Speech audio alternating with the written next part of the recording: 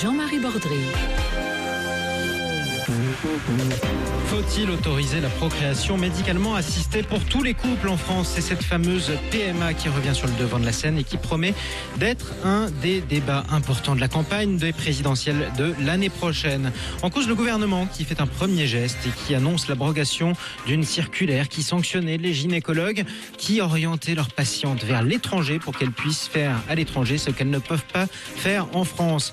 La PMA pour tous, c'était une promesse de François Hollande en 2012 dans la campagne quand il s'est présenté. Il ne l'a pas tenu. L'argument, c'était face à la violence de l'opposition. On a fait le mariage pour tous, mais pas la PMA, ni encore moins la GPA. Aujourd'hui, un geste timide. Alors, les associations LGBT se réjouissent, les partisans aussi de la PMA se réjouissent, mais au contraire, bien sûr, les opposants à la PMA annoncent l'ouverture d'une boîte de Pandore. Faut-il, oui ou non, autoriser la procréation médicalement assistée en France? Faut-il, en tout cas, lever les sanctions contre les gynécologues qui orientent leurs patientes vers l'étranger? Ce sera le débat du grand référendum. Faut-il faire un geste et autoriser, en tout cas faciliter la procréation médicalement assistée pour tous les couples et pour les couples homosexuels? C'est le débat de ce jour. Nous sommes avec Anne-Yvonne Ledin, députée socialiste de l'Hérault. Bonjour Anne-Yvonne Ledin. Oui, bonjour, monsieur Bordry. Nous sommes également avec Ludovine de la Rochère, présidente de la Manif pour tous. Bonjour Ludovine de la Rochère. Bonjour. Alors, le gouvernement qui annonce un premier geste, c'était une promesse présidentielle en 2012 de laisser faire la procréation médicalement assistée pour tout le monde, pour les couples hétérosexuels comme les couples homosexuels. Finalement, le gouvernement avait reculé il y a quelques jours. Laurence Rossignol, la ministre des Familles, annonce un geste. Les gynécologues qui aident les patients à aller pratiquer la PMA à l'étranger ne seront plus sanctionnés. Anne-Yvonne Ledin, est-ce que c'est un geste qui va dans le bon sens, un geste du gouvernement ou pas? Alors, je crois qu'il faut d'abord préciser, la PMA, moi je l'appelle AMP, assistance médicale à la procréation, ça ne concerne que les femmes.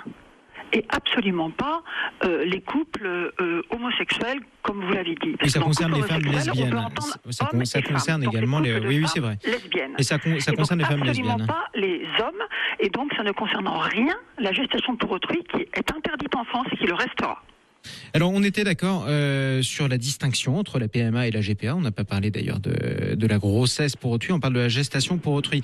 Malgré tout, Anne-Yvonne Ledin, si je vous pose cette question, c'est que le gouvernement avait commencé à reculer non seulement sur la GPA, mais aussi sur la PMA. Et là, il fait un geste. Est-ce que vous pensez que c'est un geste qui va dans le bon sens pour cette procréation médicalement assistée ou assistance médicale à la procréation dans le sens que vous voulez, Anne-Yvonne Ledin? Moi, je pense qu'il n'y a aucune raison de considérer qu'à partir du moment où une femme souhaite avoir un enfant et que la médecine, la technique médicale sont au point et peut lui apporter, elle va porter son enfant dans son ventre en prenant ses risques à elle pour ensuite élever son enfant. Et je ne vois pas pourquoi on restreindrait cette possibilité aux couples hétérosexuels alors qu'aujourd'hui, l'adoption par les célibataires est autorisée par une loi du général de Gaulle. Donc, le fait qu'on puisse être parent tout seul, c'est quelque chose qui est dans la société française depuis 50 ans. Le fait qu'on puisse être parent en étant en couple hétérosexuel, c'est évidemment une réalité très concrète. Le fait qu'on puisse être parent en étant en couple homosexuel de femmes, je ne vois pas ce qu'il en empêcherait parce qu'une des deux femmes va porter son enfant. Et éventuellement des femmes, et moi je serais pour permettre la procréation médicalement assistée pour des femmes célibataires à partir de 27 ans, comme aujourd'hui on peut adopter un enfant à partir de 27 ans quand on est célibataire. C'est ça la réalité. Je suis profondément hostile, et je ne dis pas que je suis contre, je suis hostile. Et ça, sur les deux, sur ce sujet de la gestation pour autrui, la fameuse GPA, vous êtes d'accord sur cette ligne? C'est pas le débat d'aujourd'hui, mais que ce soit vous, Anne-Yvonne Ledin, députée socialiste de l'Hérault, ou notre autre invitée, Ludovine de la Rochère, présidente de la Manif pour tous, vous êtes d'accord sur la GPA. Mais pour le coup, la procréation médicalement assistée, c'est pas tout à fait la même ligne que vous partagez. Ludovine de la Rochère, ce geste fait par le gouvernement, cette première levée de sanctions contre les gynécologues qui facilitaient finalement, qui orientaient leurs patientes pour qu'elles aillent faire une PMA à l'étranger. Est-ce que vous vous inquiétez ou pas de cette annonce? Alors écoutez, tout d'abord, je suis quand même stupéfaite que les pouvoirs publics eux-mêmes déclarent et invitent à ne pas suivre la loi, parce qu'il faut rappeler que la loi n'a pas changé. Ça n'est pas une circulaire qui sanctionne les recours à la PMA dans des conditions contraires à ce qui est autorisé en France. C'est la loi elle-même. Autrement dit, là, le pouvoir dit allez-y, ne respecte pas la loi. Et moi, François Hollande, moi, Madame Rossignol, ministre, président de la République, je vous dis que vous ne serez pas sanctionné. Je vous invite à ne pas suivre la loi. C'est tout à fait scandaleux. Et vous voyez, moi, je fais le lien avec la situation actuelle de la France, situation dans laquelle la violence, le chaos, les problèmes successifs, les problèmes sociaux très graves, eh bien, ils sont en lien avec ce type d'attitude. On encourage nos concitoyens à ne pas respecter la loi. À ne pas respecter la loi, Ludovine de la Rochère, certes, parce que c'est interdit en France, mais c'est pas forcément interdit à l'étranger, d'un autre côté. Alors, les gynéco-obstétriciens doivent suivre la loi de notre pays. C'est quand même extraordinaire d'avoir un président de la République qui dit aux gynéco-obstétriciens on va tout changer, vous n'avez pas besoin de suivre la loi. La loi, elle est toujours là. Elle date de 2004, c'est la loi de bioéthique, elle n'a pas changé. Anne-Yvonne Ledain, députée socialiste de l'Hérault, vous comprenez aussi ce que veut dire Ludovine de la Rochère, présidente de la Manif pour tous, parce que c'est vrai malgré tout que dans cette annonce de la ministre Laurence Rossignol qui dit on va lever les sanctions contre les gynécologues qui orientent leurs patientes à l'étranger pour qu'elles fassent à l'étranger ce qu'elles n'ont pas le droit de faire en France. C'est un peu une demi-mesure, c'est-à-dire que le gouvernement socialiste, celui que vous soutenez, autorise, ferme les yeux sur ce qu'on peut faire à l'étranger parce qu'il n'ose pas autoriser la PMA en France. Madame de la Rochère a raison sur quelque chose, c'est qu'il faudrait changer la loi. Bon, mais aujourd'hui, dire à des médecins qui ne seront pas poursuivis parce qu'ils ont indiqué que de l'autre côté de la frontière belge ou espagnole, quelqu'un pourra les accueillir et qu'il ne sera pas sanctionné pour autant, je vois honnêtement pas où est le mal, parce que de toute façon, les femmes le font. Et que certaines femmes n'arrivent pas à le faire parce qu'elles ne le savent pas. Donc, moi, je crois que la maternité est quelque chose. Quand une femme peut porter un enfant, il faut qu'elle puisse le porter si elle en a le désir et la force. Donc, là, on dit aux médecins. Écoutez, vous ne serez pas sanctionné et puis c'est tout. Donc d'autres l'ont fait à d'autres époques. Je vais me permettre de souligner pour quelque chose d'autrement plus compliqué et plus violent qui était le droit à l'avortement. Donc beaucoup de femmes à l'époque allaient avorter en Angleterre, justement. Oui, et puis surtout des médecins pratiquaient en France l'avortement et prenaient des risques considérables. Et certaines femmes se retrouvaient en prison. Donc on a quand même considérablement changé sur ces questions de mœurs. Je crois qu'il faut aller vers des considérations humanistes et humaines et de dire il suffit de franchir la frontière, que finalement quand on habite Perpignan on va en Espagne et que quand on habite Argenteuil on n'aurait pas le droit, on n'y aurait pas droit. Oui, donc c'est une sorte Madame, de vous êtes vous-même législateur, vous êtes député, vous votez des lois et vous trouvez normal qu'on invite à ne pas les respecter. Pardonnez-moi, je trouve ça en termes de responsabilité tout simplement stupéfiant. François Hollande pourrait aussi dire vous voulez pas payer vos impôts en France, passez la frontière, allez vers l'évasion fiscale, c'est formidable. Tant qu'on y est, on peut aussi comme ça, de manière large, indéfinie, trouver que les lois en France, elles nous dérangent. Et pourtant, parce qu'il faut revenir au sujet, bien entendu, et je vais y venir, et pourtant, l'enfant dans tout cela, l'enfant qui sera fait orphelin de père, volontairement, sciemment, délibérément. Moi, je ne connais pas d'enfant orphelin qui ne regrette pas, qui n'ait pas souffert du fait d'être orphelin. Anne-Yvonne Ledain, alors c'est vrai, Anne-Yvonne Ledain, députée socialiste de l'Hérault, c'est vrai que tout le monde peut regarder sur Internet quels sont les pays qui autorisent la PMA et que finalement la sanction contre les gynécologues était à peu près anecdotique. Ceci dit, vous faisiez le lien, Anne-Yvonne Ledain, avec la légalisation de l'avortement en France. Quand Simone Veil a légalisé l'avortement, elle n'a pas commencé par abroger une circulaire disant bon, on va fermer les yeux sur les femmes qui vont se faire avorter en Angleterre parce qu'elles ne peuvent pas le faire chez nous. Non, quand Simone Veil a légalisé l'avortement, elle a légalisé. Cher monsieur, c'est ce qui se passait concrètement. Oui, elle le faisait, mais je veux dire, le gouvernement n'a jamais dit. Le gouvernement de l'époque, Anne-Yvonne Ledain, est allé au bout de sa conception. Il ne s'agit pas de dire si c'est bien ou mal. Monsieur. C'était une autre époque où il n'y avait pas Internet partout, où il n'y avait pas l'information partout, il n'y avait pas des avions partout, et on ne pouvait pas prendre aussi facilement le Thalys pour aller à Bruxelles ou le TGV pour aller en Espagne. Donc le monde a changé, admettons ça. Et je crois que Madame de la Rochère, ce qui la dérange au fond, c'est qu'on sorte du schéma classique, un papa, une maman, deux enfants. Or aujourd'hui, la réalité, c'est que le divorce est monnaie courante, que quand dans le divorce, beaucoup de pères, et malheureusement sont bien plus souvent les pères, abandonnent leurs enfants au bout de quelques années arrêtent de les voir, et des femmes se retrouvent en situation d'élever. Oui, c'est très malheureux, c'est très malheureux, vous avez tout à fait raison. Alors pourquoi le faire volontairement? Ludovine de la Rochère. Je prends acte du fait que de la réalité de ce qu'est une société humaine. Non, vous voulez la précéder et vous voulez l'emmener vers, excusez-moi, mais vous avez tout à fait raison. Il y a des parents, des pères qui abandonnent leurs enfants. Certains sont très malheureux d'ailleurs d'être séparés de leurs enfants. Oui, et on sait à quel point les dégâts sont immenses pour ces enfants. Et là, non contente de ces drames, on veut créer des orphelins de père, on veut les priver de papa, de petits enfants, l'adolescent, le jeune. Moi, je peux vous dire que face aux tribunaux pour mineurs, eh bien 80% de ces jeunes n'ont pas de lien avec leur père. C'est un manque terrible pour l'enfant. Un très beau proverbe juif dit on ne peut donner que deux choses à ses enfants, des racines et des ailes. Des racines, c'est fondamental, et c'est fondamental du côté maternel bien sûr et du côté paternel. On ne peut pas effacer de cette manière-là toute l'origine, l'histoire, les racines de l'enfant. C'est vraiment ce matin, Madame de la Rochère. Alors, chacun son choix. Anne-Yvonne Ledin, Ludovine de la Rochère. Anne-Yvonne Ledin, Ludovine de la Rochère. On va accueillir, juste un instant, Anne-Yvonne Ledin, on va accueillir Chantal, qui a composé le 0826 300 300. Bonjour Chantal. Oui, bonjour. Alors la PMA, vous avez vu, ce débat est passionné. Il faut dire qu'il est fondamental. Est-ce qu'il faut légaliser, oui ou non, et autoriser et aller au bout de la démarche, la procréation médicalement assistée pour les couples de lesbiennes et pour les femmes? Pour moi, oui, c'est une question de tolérance, mais après, on sent bien la bonne vieille culture judéo-chrétienne à l'œuvre, avec sa culpabilité, ses punitions, etc.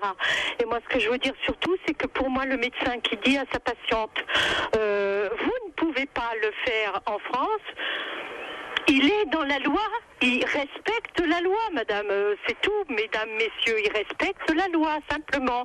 Il est en France et il dit qu'on ne peut pas le faire en France, donc c'est tout.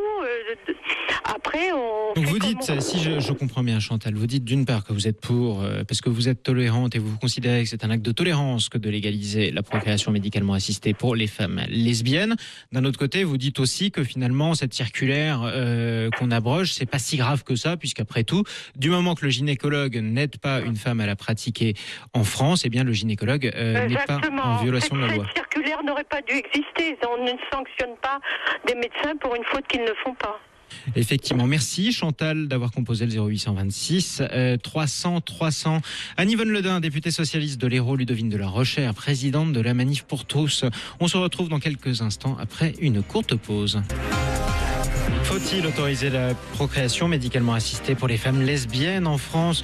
Le gouvernement a fait un premier geste en cette direction. On n'en est pas encore là, mais le gouvernement qui abroge une circulaire qui sanctionnait les gynécologues qui indiquaient à leurs patientes qu'elles pouvaient faire à l'étranger ce qu'elles ne peuvent toujours pas faire en France. C'est le débat du grand référendum. On est avec Anne-Yvonne Ledin, députée socialiste de l'Hérault. On est également avec Ludovine de la Rochère, présidente de la Manif pour tous. Ludovine de la Rochère, on va revenir sur les propos de Chantal, notre auditrice, qui est intervenue dans cette émission et qui dit « Moi, je suis pour autoriser la procréation médicalement assistée pour les femmes lesbiennes parce que c'est un acte de tolérance. Après tout, si les hétérosexuels peuvent le faire, pourquoi pas les homosexuels ?» Est-ce que vous comprenez cette position, Ludovine de la Rochère? Alors, il y a plusieurs choses. D'abord, il faut rappeler que c'est un acte médical, assistance médicale à la procréation. La médecine, elle est destinée à traiter des pathologies.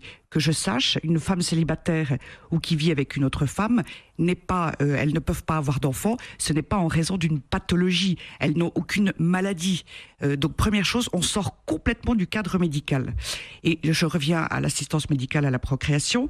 Elle aurait pour conséquence, si on détournait cette technique médicale pour des raisons et des revendications sociales, politiques, eh bien, si on la détournait, ce serait l'enfant qui serait puni. Madame parlait de punition, c'est l'enfant dans cette affaire qui sera puni. Enfin, d'autre part, l'auditrice disait, mais la loi, les gynécologues obstétriciens ne font rien qui va contre la loi. La loi interdit l'entremise. Cela fait partie de la loi. Et une ministre, comme une députée, toutes seules ne peuvent pas changer la loi, ni un président de la République. Ceci dit, Ludovine de la Rochère, écoutez, si vous en êtes à dire qu'il faut sanctionner un gynécologue parce qu'il a dit, au cas où, vous pouvez regarder sur Google, c'est marqué partout, vous pouvez faire ça à l'étranger. C'est la loi française, monsieur, c'est la loi française. D'autre part, moi je voudrais quand même insister sur une chose, ou rappeler une chose. Ce matin, Madame Rossignol disait sur RMC... La ministre des Familles. Voilà, on mesure le degré d'une civilisation, le niveau d'une civilisation à son rapport avec l'enfant. Eh bien voilà, une civilisation qui veut sciemment, délibérément, qui envisage de priver des enfants de père, eh bien, excusez-moi, il y a un vrai problème de civilisation et je trouve que nous ne prenons pas soin des plus fragiles, des plus vulnérables et qui ne peuvent pas s'exprimer. Et Ludovine de la Rochère, juste rapidement, avant de redonner la parole à Yvonne Ledin. On ne leur demande pas leur avis. Juste un instant, parce que le don du sperme, ça existe aujourd'hui. Oui, tout à fait. Alors pourquoi ça ne pose pas de problème dans ce cas-là avec le don du sperme ? Il y a deux choses. Tout à l'heure, ça a été évoqué par Madame Anne-Yvonne Ledin. Anne-Yvonne Ledin. Elle parlait de l'adoption pour les célibataires. Alors d'abord, elle est rarissime, mais d'autre part, surtout, c'est un reste, c'est une suite des guerres que nous avons connues au XXe siècle. Et bien sûr, l'adoption pour les célibataires, quand on sait qu'il y a 25 000 couples agréés qui attendent un enfant, mais il n'y a pas 2000 adoptions par an en France, eh bien, on devrait effectivement réserver l'adoption aux couples hommes-femmes et non pas et ne plus l'autoriser aux célibataires. C'est aberrant de la même manière, en effet, pour l'enfant. Quant à la PMA avec donneur anonyme, elle pose également un très gros problème, bien entendu, pour l'enfant à venir, puisqu'il n'a pas de lien avec ce père. Et enfin, Madame Ledin parlait des gènes. Mais un père, c'est pas que des gènes, Madame Ledin. Je pense que votre père, je pense, vous a apporté autre chose que ces gènes, tous les aspects biologiques, psychologiques, affectifs, etc., etc. C'est fondamental. Un père, ça n'est pas juste quelques paillettes, enfin. Alors, je vais laisser réagir Anne-Yvonne Ledin quand même. Je vais laisser réagir Anne-Yvonne Ledin, députée socialiste de l'Hérault. Oui, évidemment qu'un père, ça n'est pas qu'un problème de gène. Mais moi, j'ai mon père et ma mère. Mon père est décédé quand j'avais 25 ans. Je m'en souviens encore. C'est un drame. Mais j'ai 3 enfants moi-même et j'ai vécu pendant 35 ans avec le même homme et nous nous sommes séparés il y a 3 ans parce qu'on ne s'entendait plus pour la vie quotidienne. Le monde d'aujourd'hui n'est pas le même que le monde d'avant. Par contre, quand Madame de la Rocherie dit qu'actuellement il y a une pénurie d'enfants et qu'il faut donc réserver les enfants aux couples hétérosexuels, elle touche... Elle n'a pas tout à fait dit le terme pénurie d'enfants. Elle a dit. Son vrai rapport à la vie, c'est que pour elle, une famille, c'est un papa, une maman et 2 enfants, et les autres n'ont qu'à aller se balader. Donc pas le droit de divorcer, pas le droit et donc au bout du compte, on aboutit à la conséquence ultime, l'accouchement sous X interdit.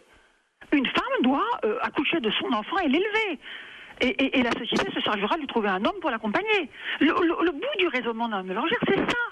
C'est comment dire, c'est inhumain.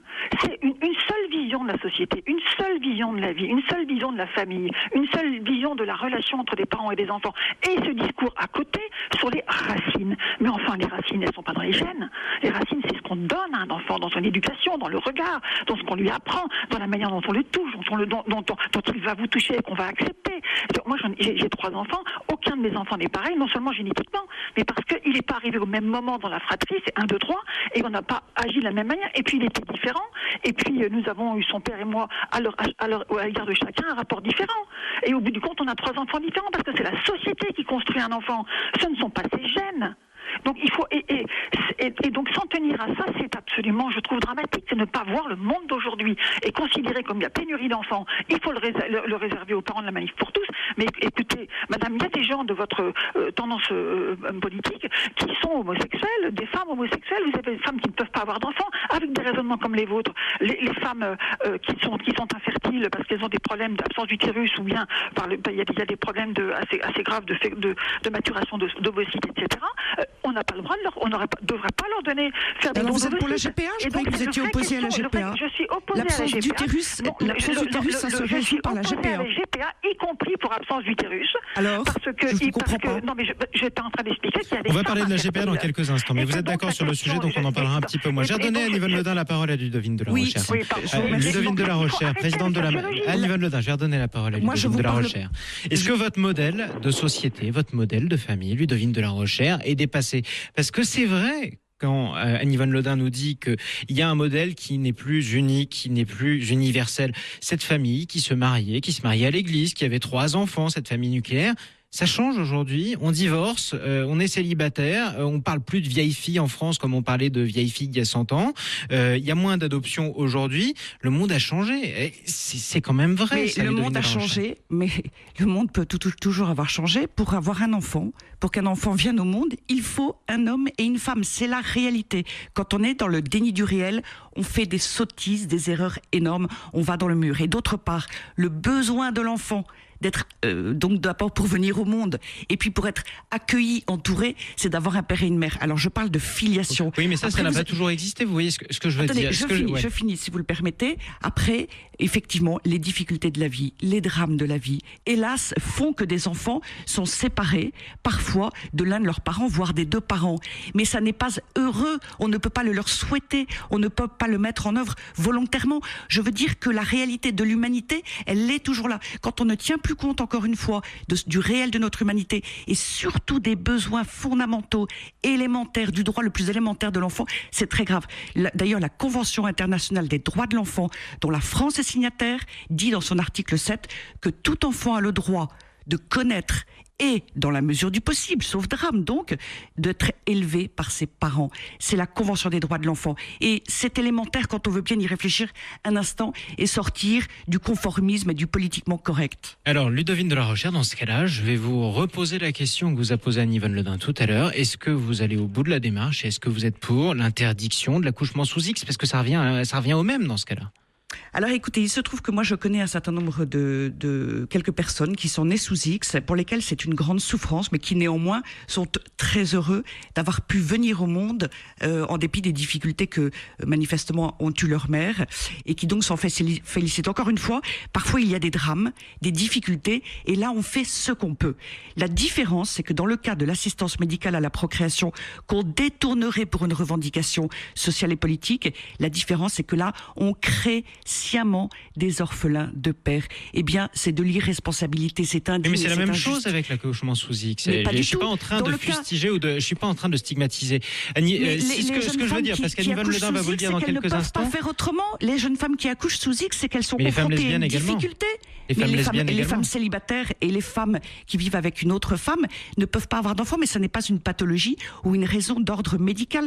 Et Madame Le Dain parlait des difficultés de l'absence d'utérus.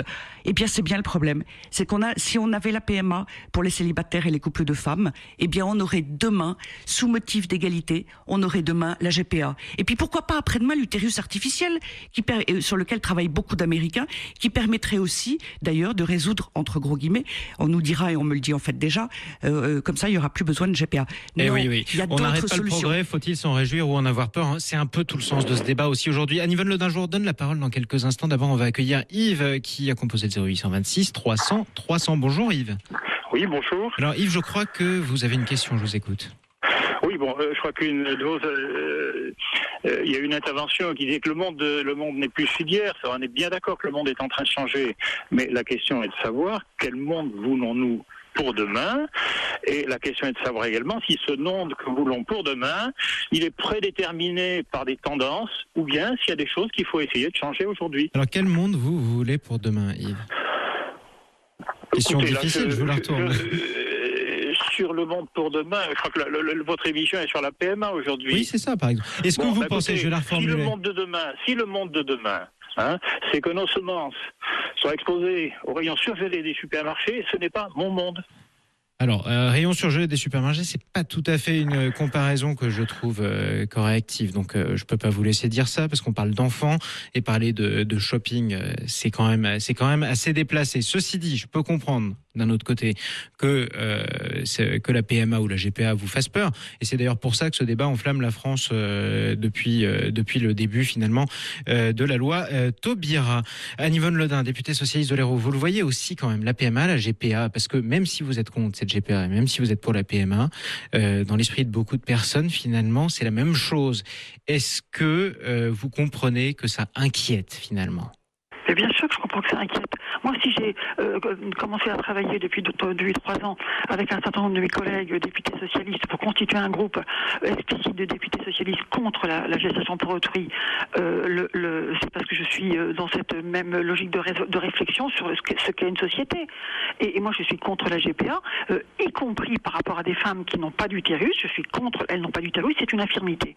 Et je constate, c'est une infirmité. Et je dis à ceux qui sont favorables à la GPA, c'est pas parce que vous êtes aveugle que je vais vous donner un de mes yeux, pardon. Donc vous voyez, la question de la greffe, la question du don, qui est gratuit en France, je le rappelle, on est un grand pays pour ça, c'est que la gratuité du don médical est importante, mais c'est parce qu'il y a risque de mort. Quand on fait un don, une greffe de rein ou une greffe on est dans la personne qui va être greffée dans un risque de mort et quelqu'un lui fait un don qui est vraiment un don d'une grande générosité. Mais il n'y a pas de la PMA, la procréation médicalement assistée, il n'y a pas de risque de mort. Oui, mais la PMA non plus. Donc je suis contre la gestation pour autrui. C'est techniquement possible. Ce n'est pas, à mon avis, socialement et politiquement acceptable. Et donc je la combats. En fait, Anne-Yvonne Ledin et Ludovine de la Rochère, tout ce débat, le fond du débat, finalement, c'est philosophique. C'est-à-dire que techniquement, le progrès, la science, le progrès technique et la médecine avancent. On peut faire beaucoup de choses qu'on ne pouvait pas faire il y a 100 ans, mais où est-ce qu'il faut s'arrêter ? Que vous soyez d'accord ou non avec Ludovine de la Rochère, Anne-Yvonne Ledin, vous pouvez lui reconnaître quand même que c'est vrai que si jamais on accepte la PMA, qu'est-ce qui lui dit à Ludovine de la Rochère qu'on n'acceptera pas la GPA demain et puis autre chose après ? Est-ce que vous comprenez ce discours ? La question sera sur la table. Que de dire non maintenant, ça ne veut pas forcément dire non plus tard. Il faut que la société soit forte. Moi, je dis aux Français, soyez forts. Dites-le, exprimez-vous, faites-le savoir. Et pas uniquement dans des logiques manif pour tous, avec un modèle de famille qui n'est plus le modèle actuel. Mais il faut que la société française soit forte et qu'elle le dise. Parce qu'on va directement vers, avec la GPA, la gestation pour autrui, l'utilisation du corps d'une femme en France ou ailleurs pour produire un enfant avec ses propres gènes, pour la fierté de la transmission de ses propres gènes, moi ça m'angoisse terriblement. Donc, est-ce que l'idée de la Rochère est complètement contradictoire ? Parce qu'elle cite un proverbe sur le fait qu'un enfant avait des racines. Les racines, c'est pas les gènes. Les racines, c'est l'éducation et l'amour qu'on lui donne. C'est-à-dire l'environnement dans lequel il va pouvoir et les chances qu'on va lui donner.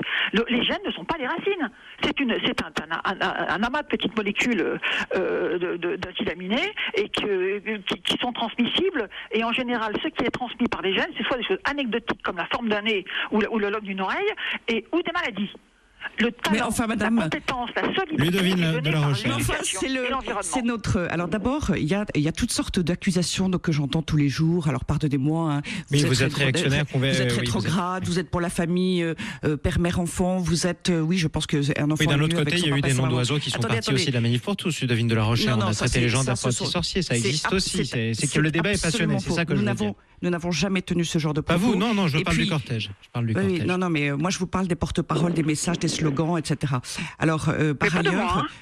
non mais d'abord je note plusieurs choses. Vous n'avez pas soutenu les 2 dernières propositions de loi contre la gestation pour autrui qui ont été présentées la semaine dernière à l'Assemblée nationale. Et je suppose pour des raisons politiciennes, parce que vous êtes de gauche et c'était par la droite. Vous voyez là le point de faiblesse, c'est que la politique, elle va être utilisée ou elle va détourner. Et demain, s'il y a la PMA, après-demain, pour des raisons politiciennes, il y aura la GPA. D'ailleurs, François Hollande, pourquoi propose-t-il aujourd'hui la PMA sans père ? Eh bien, il la propose parce qu'il veut rassembler sa gauche, parce qu'il veut être élu. La seule chose qui l'intéresse, c'est d'être élu, réélu, et il est prêt à piétiner les droits de l'enfant. Il est prêt à piétiner tout ce dont a besoin l'enfant. Oui, alors là, vous parlez politique. Vous parlez politique, Ludovine de la Rochère. Oui, non, mais ceci, si on parle dans l'analyse politique, François Hollande instrumentalise les enfants en vue de ses ambitions personnelles. Mais d'un autre côté, Ludovine de la Rochère, quand on avance un petit peu sur la PMA, on vexe à peu près autant de Français qu'on en réjouit. Vous le savez, il y a beaucoup de Français qui ont. Non, mais lui, il sera pas élu ou réélu, pardonnez-moi, par des gens qui sont plutôt de sensibilité de droite. Donc ce qu'il veut, c'est rassembler sa gauche qui aujourd'hui est morcelée, divisée. Et donc il veut revenir vers les sujets de société pour rassembler sa gauche. C'est d'un cynisme absolu. Et pardonnez-moi, je voudrais poursuivre à propos de l'absence d'utérus, madame. Vous acceptez donc les limites. Vous acceptez donc qu'il y a des choses bien qu'on ne sûr. peut pas faire. Eh bien, ces limites, le tout est de les fixer au bon endroit. Et il y a un lieu qui est fondamental et une personne qui est fondamentale et que nous avons tous, nous tous, le devoir de défendre ensemble. Ce sont les enfants. Et les enfants, pensons à l'intérêt supérieur de l'enfant, mettons-le en priorité. Aujourd'hui, ce n'est pas le cas. Moi, je suis accusée de plein de choses parce que je dis qu'un enfant a besoin d'un père et d'une mère. Enfin, écoutez, c'est quand même extraordinaire d'en arriver là. Réfléchissons quand même à ce que nous faisons. Et la limite, eh bien, elle est atteinte, véritablement.